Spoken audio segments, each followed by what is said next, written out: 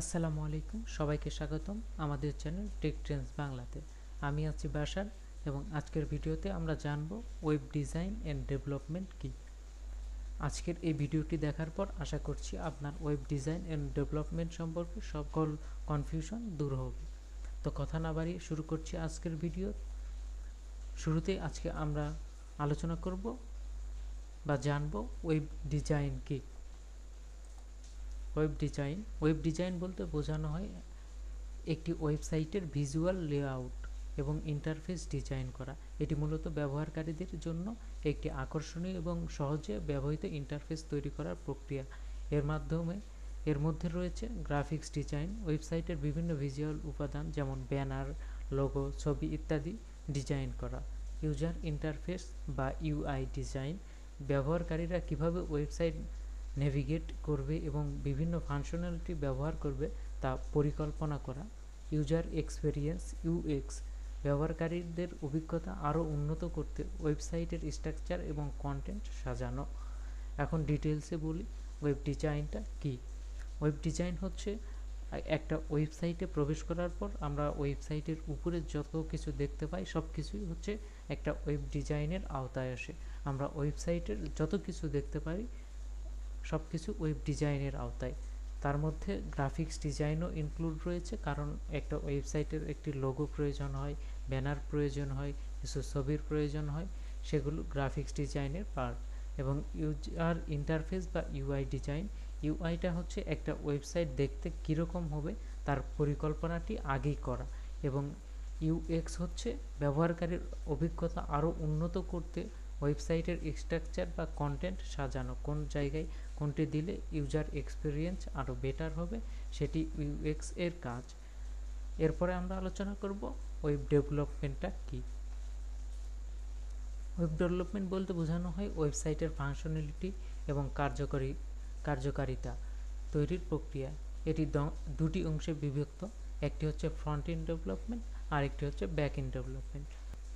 Front end development হচ্ছে ব্যবহারকারীরা যা দেখতে পায় এবং ইন্টারেক্ট করে তা ডেভেলপ করা। এর মধ্যে রয়েছে HTML, CSS এবং জাভাস্ক্রিপ্টের মতো ভাষা ব্যবহৃত হয়। অর্থাৎ ফ্রন্ট এন্ডে ব্যবহৃত হয় যে কমন তিনটি জিনিস, সেটি হচ্ছে HTML, CSS এবং জাভাস্ক্রিপ্ট। এছাড়াও ফ্রেমওয়ার্ক, বিভিন্ন জাভাস্ক্রিপ্টের ফ্রেমওয়ার্ক ইউজ করেও ফ্রন্ট এন্ড ডেভেলপমেন্ট করা হয়, যেমন রিয়াক্ট.js, নেক্সট.js, টাইপস্ক্রিপ্ট, ভিউ.js, অ্যাঙ্গুলার.js। দ্বিতীয় নম্বরে ব্যাক এন্ড ডেভেলপমেন্ট, ওয়েবসাইটের ব্যাক এন্ড ফাংশনালিটি ডেভেলপ করা।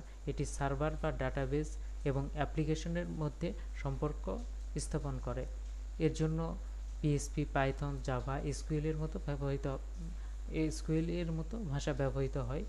এবং ডাটাবেস হিসেবে ব্যবহার করা হয় মাইসিকিউএল, মারিয়াডিবি, মঙ্গোডিবি সহ আরও অনেক ডাটাবেস রয়েছে। ব্যাক এন্ড ডেভেলপমেন্ট বলতে মূলত বোঝানো হয় আপনি যে একটি ওয়েবসাইটে গিয়ে কিছু ইনপুট ফিল আপ করেন এবং সেই তথ্যগুলো সেভ রাখা হয় এবং আপনাকে কোনো পরবর্তীতে সময় সেই তথ্যগুলো দেখানো হয়। যেমন যদি আমি বলি, ফেসবুকে আপনি কোনো একটি পোস্ট করলেন এবং সেই পোস্টটি ফেসবুক তার ডাটাবেসে সেভ করে নিল এবং আপনি যখন আপনার প্রোফাইলে গেলেন তখন আপনাকে সেই পোস্টটি ফেসবুক দেখাই দিল।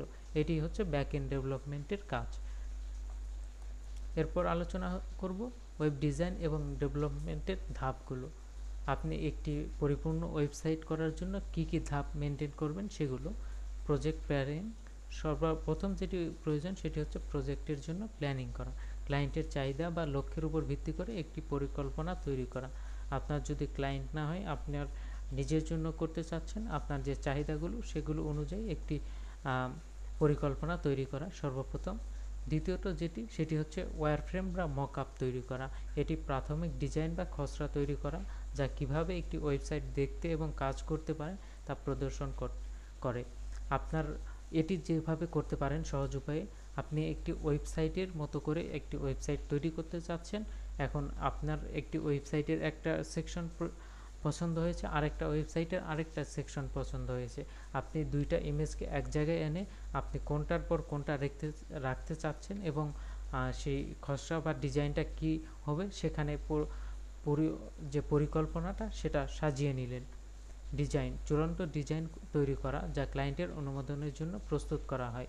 চূড়ান্ত ডিজাইন বলতে এখানে বোঝানো হচ্ছে আপনি HTML, CSS, জাভাস্ক্রিপ্ট দ্বারা একটি ডিজাইন প্রস্তুত করলেন। এরপরে রয়েছে ডেভেলপমেন্ট, চূড়ান্ত ডিজাইন অনুযায়ী ওয়েবসাইট বা অ্যাপ্লিকেশন ডেভেলপ করা। এখানে ডেভেলপ বলতে বোঝানো হচ্ছে এটার আর কোনো বাগ ফিক্সিং বা এখানে একটা ওয়েবসাইটকে ইন্টারেক্টিভ করার জন্য আরও অনেক কিছু ফাংশনালিটি প্রয়োজন হয়। এক্ষেত্রে ব্যাকএন্ডও এটা কাজ করতে পারে, ব্যাকএন্ড ডেভেলপমেন্টও এখানে অ্যাড হতে পারে। 5 নম্বরে যেটি রয়েছে সেটি হচ্ছে টেস্টিং এবং লঞ্চ, ওয়েবসাইটটি টেস্ট করা এবং এটির কোনো ত্রুটি রয়েছে নাকি ত্রুটিটি মুক্ত করা এবং এটিকে সার্ভারে হোস্ট করার মাধ্যমে লাইভ করা। এই ছিল আজকের ভিডিওটি কেমন লেগেছে অবশ্যই কমেন্ট করে জানাবেন। ভিডিওটি যদি ভালো লাগে অবশ্যই একটি লাইক করবেন, শেয়ার করে আপনাদের বন্ধুদের মাঝে ছড়িয়ে দিবেন। আরও নতুন নতুন টেক আপডেট পেতে আমাদের চ্যানেল টেক ট্রেন্ডস বাংলাকে সাবস্ক্রাইব করতে ভুলবেন না।